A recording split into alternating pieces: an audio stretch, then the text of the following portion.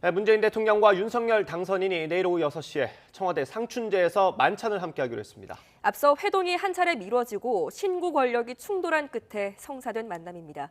청와대 취재기자 연결합니다. 백종규 기자. 네, 청와대 춘추관입니다. 네, 내일 만나게 되면 대선 이후 19일 만에 만나는 거죠?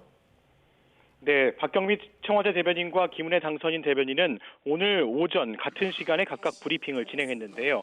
이 자리에서 문 대통령과 윤 당선인이 내일 오후 6시에 청와대 상춘제에서 만찬을 겸한 회동을 진행하기로 했다고 발표했습니다. 청와대 박경미 대변인은 이번 회동 성사 과정에 대한 설명도 덧붙였는데요.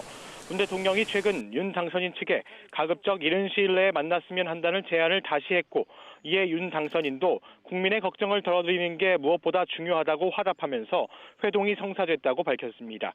이번 회동은 이철희 청와대 정무수석과 장제원 당선인 비서실장이 지난 25일 오후부터 소통하면서 회동 일정을 조율해 어제 저녁 확정한 것으로 확인됐습니다.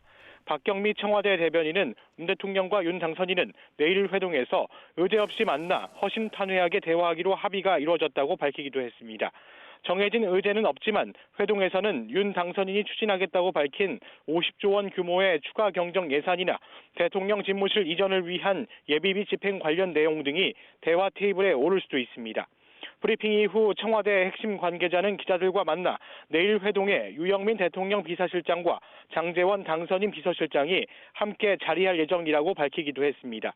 그러면서 이철희 정무수석 대신 유영민 대통령 비서실장이 배석하는 건 당선인에 대한 예우 차원이라고 말했습니다.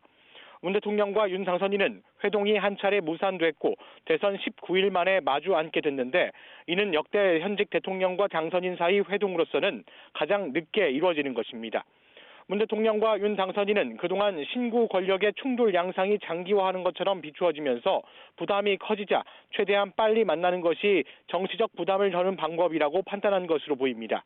이로써 문 대통령과 윤 당선인은 지난 2020년 6월 반부패 정책협의회 이후 1년 9개월여 만에 대면하게 됩니다. 지금까지 청와대 춘추관에서 YTN 백종규입니다.